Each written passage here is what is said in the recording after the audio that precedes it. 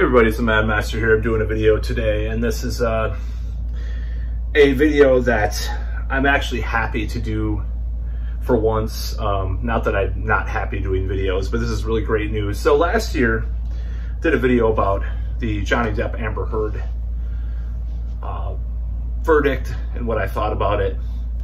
And this one is about Till Lindemann of Rammstein or whatever, and how he was declared not guilty for these accusations by, I don't know if it was multiple women or what, for lack of evidence.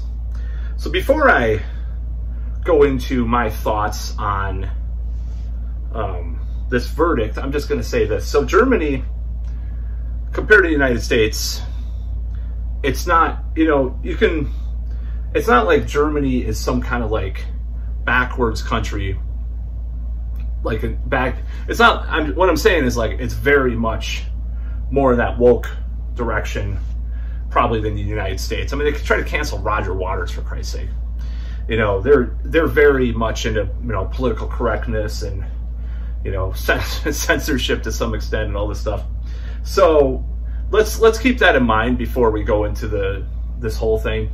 I should read more articles about this just so I have more of a grasp on what exactly happened. I've only read a couple, but I'm just giving my gut reaction to what happened.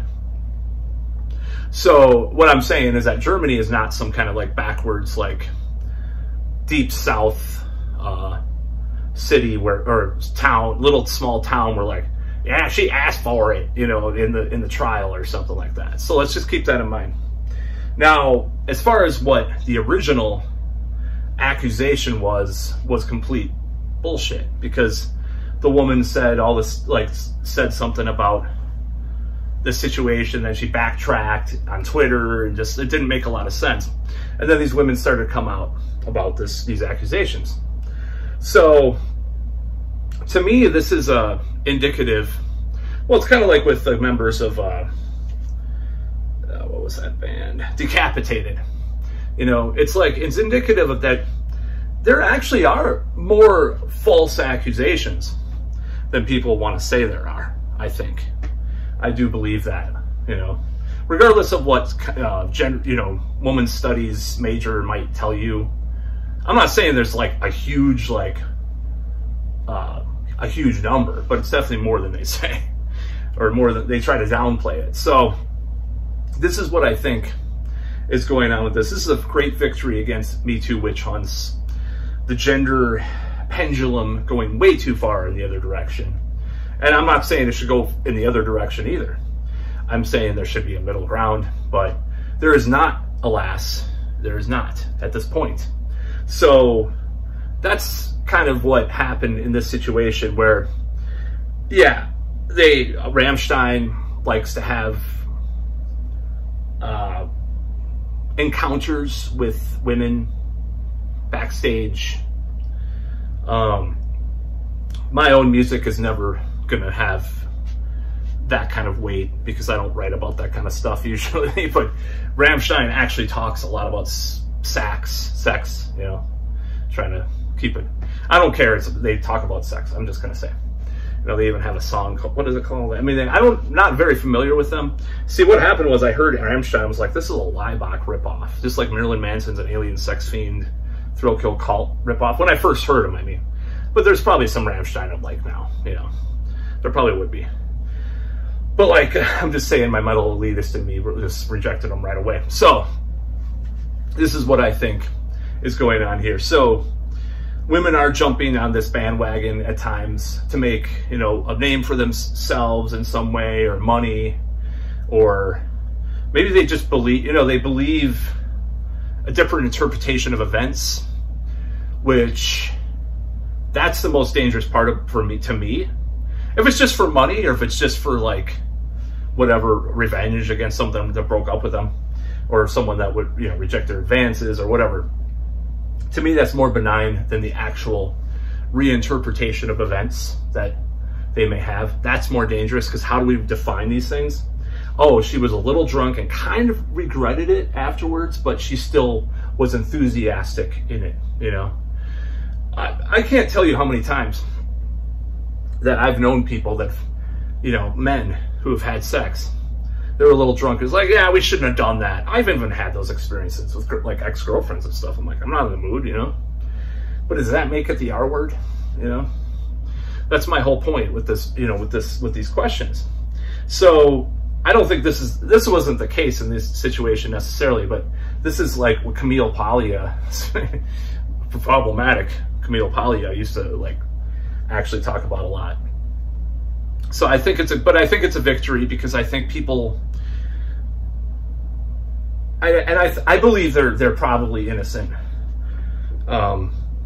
Do I think everybody's innocent in these situations, like R. Kelly or, you know? No, I don't believe, or Cosby, or, you know. And Marilyn Manson, I was not on that bandwagon. I mean, I was thinking he was guilty for a while. I'm not convinced at this point because of the stuff that's come out. I'm a little mixed on that. I'm way more mixed on it now than I was, let's say. No, I mean, this stuff does happen, obviously. And there's problematic situations and power dynamics, you know, there are. My first girlfriend was stolen by this guy that was 20 years older than her, you know? And it was a pretty bad situation. There was definitely this, you know, controlling kind of thing with the guy. But my ex-girlfriend was 15 years younger. And did I have control over her life? No. I mean, no. And I'm not saying it was a total cuck wuss. I'm just saying, like, there definitely wasn't that dynamic going on with that kind of power dynamic. It was probably more even or equal in that situation, at least my definition. Who knows? She could be on whatever social media saying, "Oh, he was such a..." Who knows? I don't know. It's not my concern how she interpreted situations or whatever. But I never got that from her. I never got the vibe that there was like any kind of dynamic like that, by the way, I should say, even afterwards. So I'm just saying, you never know. But yeah, there's this whole thing. I just want fairness. I just want, like, dare I say, equality. And, you know, when people, and losing this idea that people can have casual sex with their fans and get away with it, as the fans will consent in those situations. I don't think that's problematic at all. I think it's just part of life. People like a rock star, they want to, you know, jump his bones or her bones or whatever. I don't think that's a big deal. Why is it that bad? Oh, they're procured groupies for backstage. I mean, that happened so many times with bands. You know, you watch old, and it got to such a weird extreme. Sometimes, like back in the 60s, it was totally just off the charts, off the rails. Watch those old Beatles or Rolling Stones clips where girls are bum rush, that's not the right term, rushing the stage and like trying to tear their clothes off. They can't even, like, they don't even like have peace, these guys. Like I read Keith Richards' autobiography, and you had to like get security to like take him to the limo or the car, you know, not car, but, you know, the bus or whatever, multiple times, because obviously very young women or girls would go after him and tear pieces of his clothes off and like all this stuff. So my point is, like, who is the victim or who is the aggressor in those situations? You know, a feminist would say, well, the men have the power dynamic, so it doesn't matter because they're older and they're you know, blah, blah, blah, blah, blah. You know, do they really though, in that situation where girls are tearing your clothes off and you're trying to escape?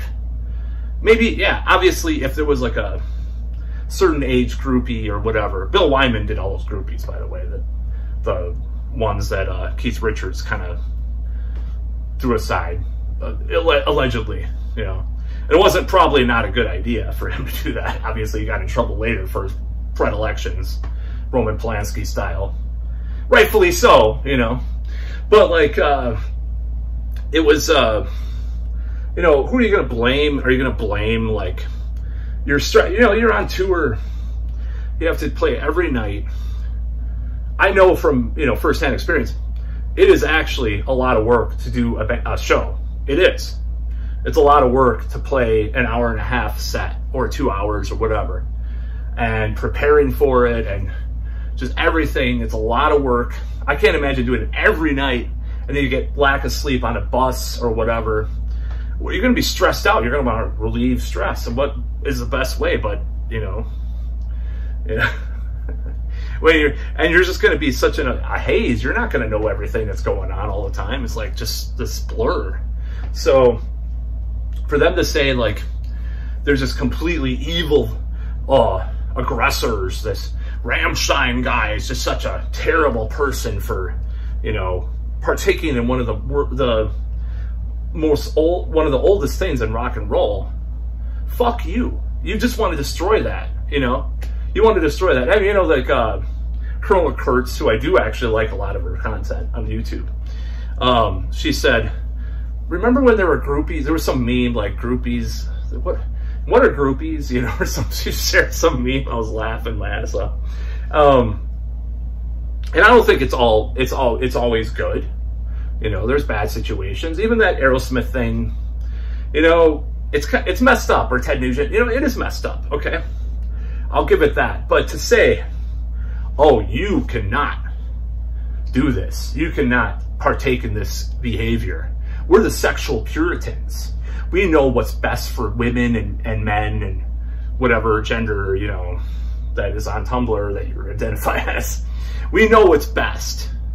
We know. So like the whole Evan Rachel Wood thing, where she's like almost implanting these ideas in women because of repressed memory. You might not remember, it's a repressed memory. That sounds a lot like the McMartin preschool stuff and the Satanic Panic stuff, even alien abduction stuff, which has never been proven, by the way. And she's implanting these kind of ideas in these women some of the time with suggestive things. Just like in Making a Murderer, Brendan Dassey, the police implanted ideas in his head. It's the same concept. So that's the problem with these situations, with these types of accusations, is you're going to make this victim mentality manifest in these women with no nuance, no room for maneuverability or anything. That's the problem with it. So I am actually very happy that Till Lindemann got cleared by the courts. It doesn't mean he's not guilty, by the way. He could be guilty of something. I mean, I can't imagine this. You know, one of the biggest disappointments for me, that's not related. I'm not going to talk about that. So, the whole thing's like, he was cleared, and this is another dagger to the very flawed ideology of the Me Too movement, in my opinion. In my opinion, it's the end stage of Me Too, the worst parts of Me Too. Maybe there were some good parts, fine. But the worst parts are being decimated by these court rulings, like Depp last year, this year. So that's about all.